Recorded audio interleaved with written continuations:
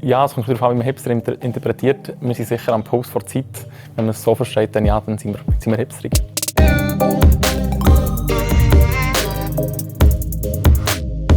Also wir von JGLP momentan einen mega Hype erleben, stimmt wahrscheinlich ein bisschen. Hat damit zu tun, dass wir am Puls vor Zeit sind, wie wir merken. Also viele Junge wollen eben die Umwelt schützen, wollen aber nicht den Kapitalismus überwinden. Wir merken, dass wir massiv mehr Leute haben, die beitreten. Und dort feiert man das durchaus auch mal mit einer langen Nacht und Alkohol. Ja, dass uns die Wirtschaft eigentlich viel wichtiger ist als die Umwelt, das stimmt so überhaupt nicht. Uns ist beides sehr wichtig. Wir haben zwei Herzen, die in unserer Brust schlagen. Wenn wir die Umwelt wirklich schützen wollen, dann können wir das nur zusammen mit der Wirtschaft machen.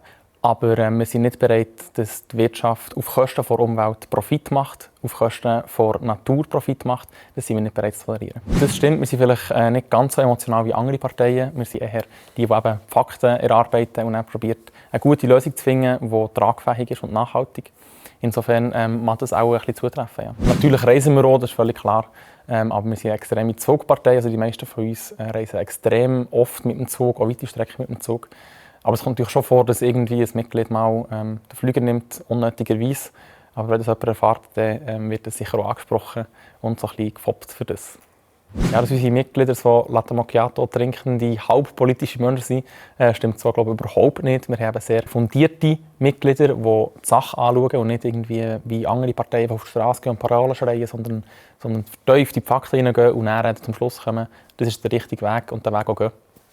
Aber Latte Macchiato nicht gerne. Wir sind überhaupt kein Auffangbecken für Leute, die einfach ein bisschen unzufrieden sind mit ihrer Partei. Wir haben schon auch Übertritte von anderen Parteien, zum Beispiel Leute, die in der FDP oder die in der SP waren. Und die sind einfach, früher hatten sie keine Heimat, die wirklich gepasst hat.